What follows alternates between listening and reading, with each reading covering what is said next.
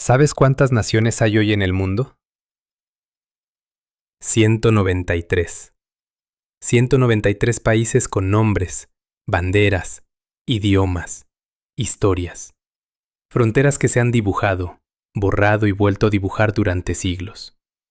193 maneras de responder la pregunta, ¿de dónde soy? El Génesis 10 las tiene a todas. 70 naciones, 70 nombres.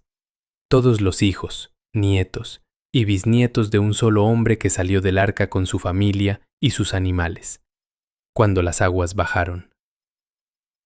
En la tradición judía, el número 70 no es demográfico, es cosmológico.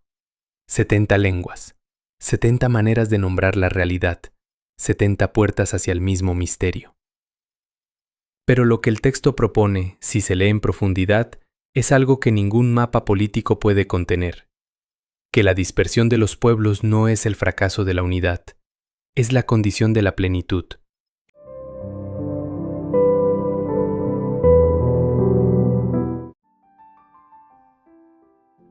En los episodios anteriores hemos recorrido el Génesis desde la creación hasta el diluvio, el jardín del Edén como mapa psíquico, la serpiente como el conocimiento sin sabiduría, Caín y Abel como las dos partes de una psique que no pudo integrar su sombra, los descendientes de Adán como el inventario de lo que una vida deja atrás, Noé y el arca como el acto más radical de integridad en medio del caos colectivo. Hoy llegamos al capítulo que casi nadie lee porque parece una lista incomprensible de nombres. 32 versículos, 70 pueblos. El Génesis 10 es conocido en la tradición como la tabla de las naciones, en hebreo, Toledot Benei Noach, las generaciones de los hijos de Noé, y durante siglos los lectores lo han saltado para llegar cuanto antes a la Torre de Babel. Génesis 10 es el texto más antiguo de la literatura universal, que intenta hacer lo que ningún mapa geopolítico ha podido hacer desde entonces: mostrar que toda la diversidad humana, idiomas, culturas, todas las formas de organizar la existencia, viene de la misma fuente y tiene la misma dignidad. Al final de este episodio vas a tener un ejercicio basado en lo que Paul Ricoeur llamó identidad narrativa y en lo que Martin Buber describió como el encuentro real entre el yo y el tú, y vas a poder aplicarlo esta semana. Génesis 10 tiene una estructura que funciona como un árbol genealógico entre ramas. El texto no pierde tiempo. En 32 versículos mapea toda la humanidad conocida del mundo antiguo, a partir de 3 hijos de Noé. Cada nombre en la lista es, al mismo tiempo, una persona y un pueblo. En hebreo antiguo, el nombre del fundador y el nombre del pueblo son el mismo. No hay distinción entre el individuo y la colectividad que origina. En la primera rama tenemos los hijos de Jafet. Jafet es el ancestro de los pueblos del norte y el oeste. Los griegos, Javán, los habitantes de Anatolia y la costa del mar Egeo, los escitas del norte. De estos se poblaron las costas y las islas de las naciones, cada uno según su lengua, según sus familias, en sus naciones. La mención explícita de las lenguas y los territorios costeros sitúa a los jafetitas como los pueblos mediterráneos y continentales del mundo antiguo hebreo. En la segunda rama tenemos los hijos de Cam. Cam es el ancestro de los pueblos del sur y el este: Egipto, Mizraim, Etiopía, Cush, Canaán, los pueblos del norte de África y el Oriente Próximo.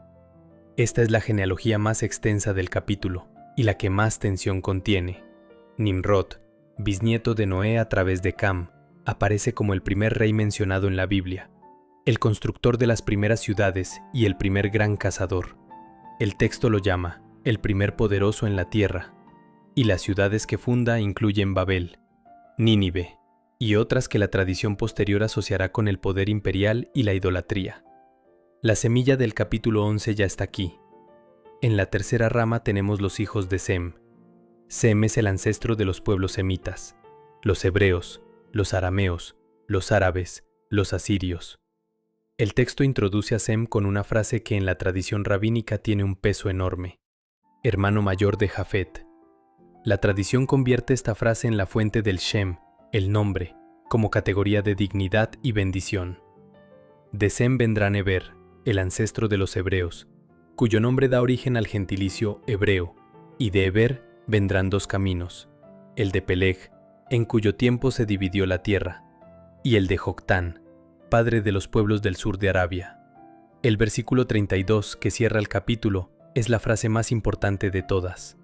Estas son las familias de los hijos de Noé, según sus generaciones, en sus naciones, y de esto se dispersaron las naciones en la tierra después del diluvio. Dispersión, la manera en que la vida llena el espacio que tiene disponible. 4 términos del texto exigen detenerse, con el hebreo original, porque cada uno carga una densidad conceptual, que las traducciones olvidan. En el primer caso tenemos el término toledot, que significa generaciones, lo que se genera, lo que surge de algo. La misma palabra que encabeza las secciones estructurales de todo el Génesis. Estas son las generaciones de. Toledot no significa simplemente lista de descendientes. Viene de la raíz yalat, dar a luz, y lleva en sí la idea de lo que una fuente produce, lo que emerge de un origen. Génesis 10 no es un árbol genealógico en sentido moderno. Es el mapa de lo que Noé puso en el mundo, de lo que salió de él como semilla y se convirtió en algo distinto sin dejar de ser suyo. Cada nación en la lista es un toledot, una generación que es también una novedad. En el segundo caso tenemos el término Sem, que significa nombre, el que tiene nombre, dignidad, presencia. El nombre del hijo mayor de Noé es, literalmente, el término para nombre, Sem. En hebreo, tener nombre no es un accidente lingüístico, es tener dignidad, tener presencia en el orden de la realidad, ser reconocido por lo que uno es. Los descendientes de Sem serán los portadores del Sem HaMeforash, el nombre inefable, en la tradición posterior. Pero en Génesis 10, Sem es también el emblema de lo que hace el nombre como tal. Individualiza, distingue, preserva la identidad en medio de la multiplicidad. Sin nombre, no hay persona. Sin persona, no hay relación. Sin relación, no hay historia. En tercer lugar tenemos el término Putz y Nafutsu, que significa dispersarse, expandirse, llenar el espacio disponible. Esta es la palabra que el texto usa para describir lo que hicieron las naciones. Nifretzu Hagoyim, se dispersaron las naciones. No es la misma palabra que se usará en Génesis 11 para la dispersión como consecuencia de Babel. Nafutsu tiene una connotación de expansión natural, de llenado del espacio, de lo que la vida hace cuando tiene libertad, como el agua que llena el recipiente que la contiene. La dispersión de Génesis 10 no es castigo, es fecundidad. Es lo que un árbol hace con sus semillas. En cuarto lugar tenemos el término Goy Goyim, que significa nación, pueblo, colectividad con identidad propia. La palabra Goy, plural Goyim, que en el hebreo tardío adquirió el sentido de no judío, tiene aquí su significado original: cualquier colectividad humana que comparte territorio, lengua y linaje. Génesis 10 usa la palabra 70 veces en sentido estrictamente neutral. Todos los pueblos son Goyim, incluido el pueblo hebreo que todavía no existe. Hay 70 maneras de ser humano. El texto las enumera sin jerarquía.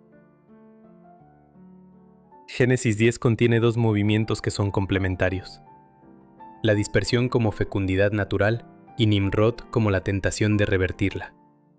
La dispersión es el movimiento dominante del capítulo.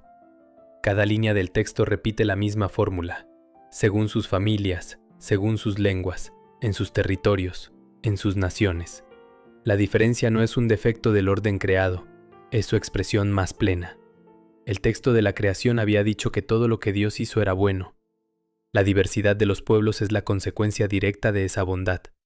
La misma fuente produce formas distintas, porque la realidad es lo suficientemente rica como para necesitar muchas maneras de ser nombrada. Pero en medio de esa celebración de la diversidad aparece Nimrod, y su aparición no es casual. Nimrod, bisnieto de Noé a través de Cam, es descrito como el primer poderoso en la tierra. El texto usa la palabra Gibor, el poderoso, el héroe, y la asocia inmediatamente con la caza y con la construcción de ciudades. Babel, Nínive, Erech, Akkad, el primer rey, el primer constructor de imperios. La tradición rabínica es implacable con Nimrod, Lo convierte en el arquetipo del hombre que usa el poder para revertir la dispersión, para concentrar lo que el texto acababa de dispersar.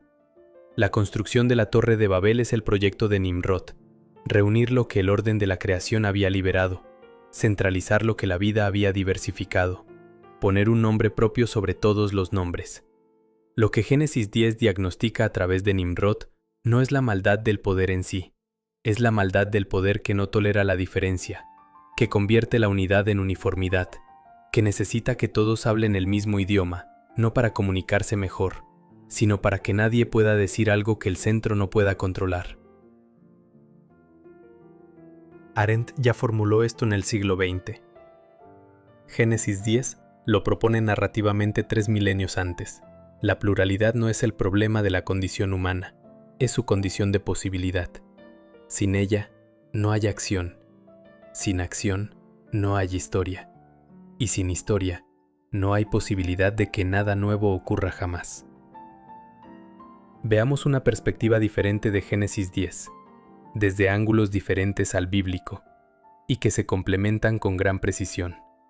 En primer lugar tenemos a Hannah Arendt. Arendt es la pensadora del siglo XX que está conectada con Génesis 10.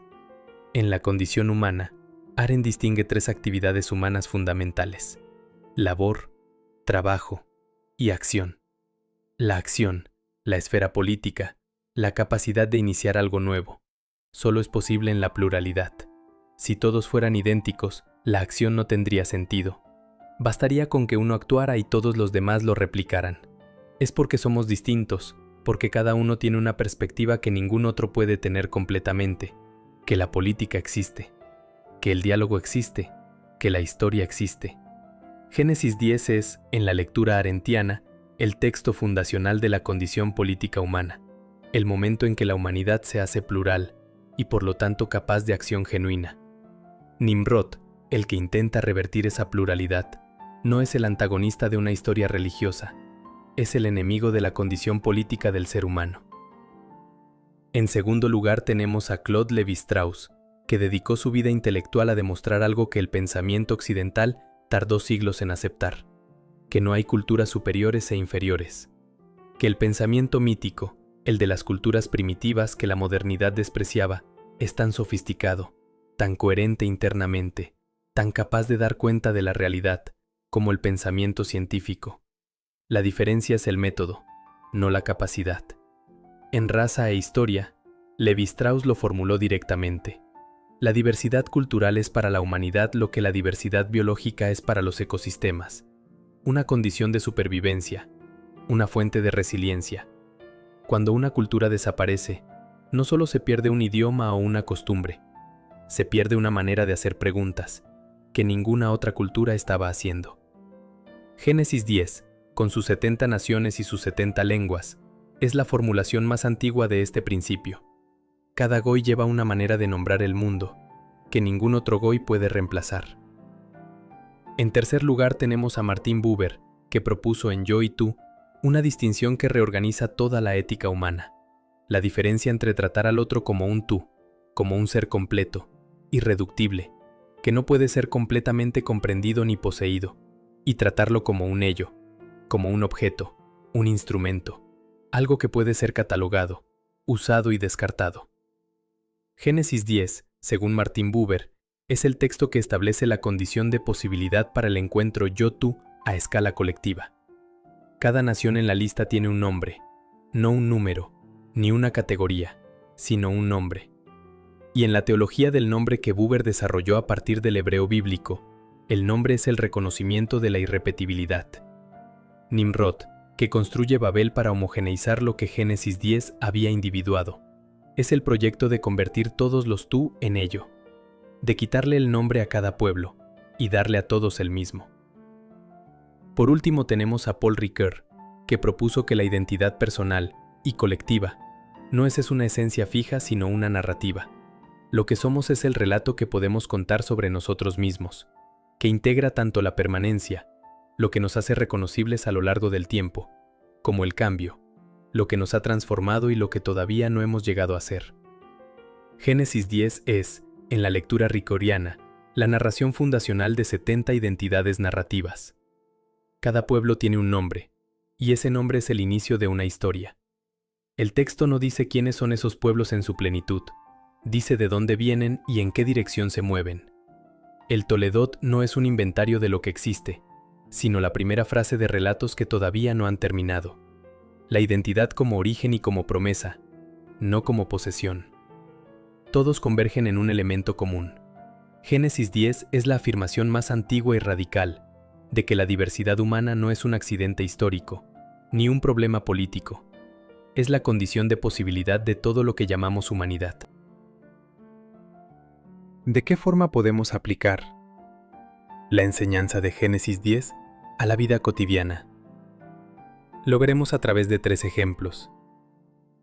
En el primer ejemplo, tenemos el árbol genealógico como herramienta de autoconocimiento. La tabla de las naciones es, entre otras cosas, el árbol genealógico de la humanidad. Y los árboles genealógicos, tanto en la escala de la familia como en la de los pueblos, nos sitúan. Nos dicen de dónde venimos, qué cargas y qué regalos nos ha transmitido el linaje, qué patrones se repiten y cuáles podemos decidir no repetir. La psicología transgeneracional, en el trabajo de Anne Anselin Schutzenberger o de Bert Hellinger, con sus diferencias y sus limitaciones, parte de una premisa que Génesis 10 lleva implícita, que la historia familiar no termina en el individuo, que lo que tus abuelos no pudieron resolver sigue presente en las estructuras relacionales que heredaste, que saber de dónde vienes no es sentimentalismo, es la precondición del autoconocimiento. La pregunta que Génesis 10 lanza hacia el lector contemporáneo es personal. ¿Conoces tu árbol? ¿Sabes quiénes fueron las personas que hicieron posible que tú pudieras estar aquí, escuchando esto? En el segundo ejemplo tenemos la lengua como mundo.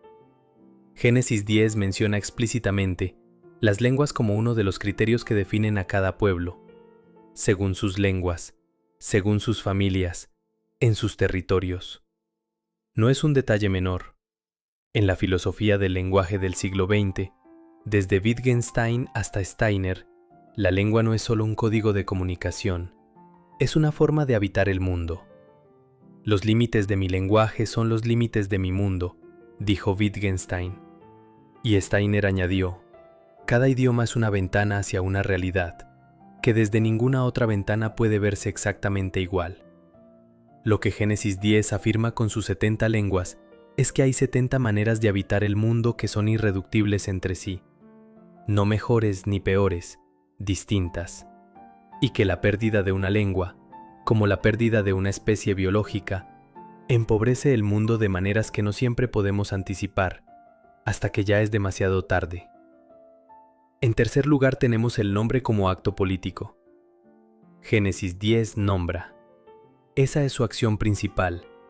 32 versículos en los que el texto hace una sola cosa con toda su energía: dar nombre a los pueblos del mundo. Y en el pensamiento hebreo, nombrar es un acto de reconocimiento, de hospitalidad, de afirmación de la existencia del otro. Lo contrario del nombre es la categoría anónima, el otro, el extranjero, el de allá, el que no somos nosotros. Cuando despojamos a alguien de su nombre, cuando lo convertimos en una categoría, en un número, en un gentilicio despectivo, estamos haciendo exactamente lo que Génesis 10 se resiste a hacer. El texto podría haber dicho, los del norte, los del sur, los constructores, los pastores. Eligió decir sus nombres. En la vida cotidiana eso significa algo muy concreto. La diferencia entre conocer el nombre de alguien y tratar a alguien sin nombre es la diferencia entre el encuentro y la transacción, entre la relación y el uso. Como te prometí al comienzo, esta semana haremos el ejercicio llamado el Protocolo Toledot, el mapa de lo que tú pones en el mundo.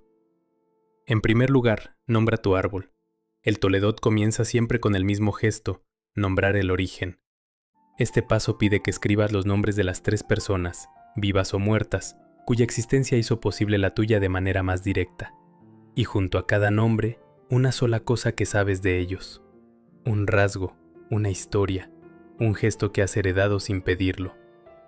El árbol comienza cuando empiezas a ver que tienes raíces. En segundo lugar, identifica tu lengua. Génesis 10 describe a cada pueblo por sus lenguas. Cada persona tiene una lengua propia en sentido más amplio, una manera particular de hacer preguntas, un conjunto de valores que son sus coordenadas, un tipo de atención que pone en el mundo, que nadie más pone exactamente igual. La pregunta de este paso es, ¿cuál es tu lengua? ¿Qué manera de estar en el mundo es tan tuya que cuando la describes a alguien que te conoce bien, asiente sin sorpresa? En tercer lugar, localiza tu Nimrod interior. Nimrod es el que convierte la diversidad en uniformidad. Todos llevamos algo de Nimrod, la parte que quiere que los demás sean como nosotros, que piensa que nuestra manera es la correcta, que se incomoda con lo que no puede clasificar ni controlar. La pregunta de este paso no es si tienes un Nimrod interior, lo tienes. Es en qué área de tu vida actúa con más frecuencia, en las relaciones, en el trabajo, en la familia. ¿Con qué tipos de diferencia te resulta más difícil estar? Nómbralo, no para juzgarte, para verlo. En cuarto lugar, practica el yo-tú con alguien concreto. Buber propuso que el encuentro real ocurre cuando tratas al otro como un tú irreductible, no como un ello catalogable. La pregunta de este paso es, ¿hay alguien en tu vida a quien estás tratando como un ello sin darte cuenta? ¿Un familiar cuya historia no conoces porque nunca la preguntaste? ¿Un compañero de trabajo cuyo nombre sabes, pero cuya realidad ignoras? ¿Un vecino al que tratas como parte del decorado?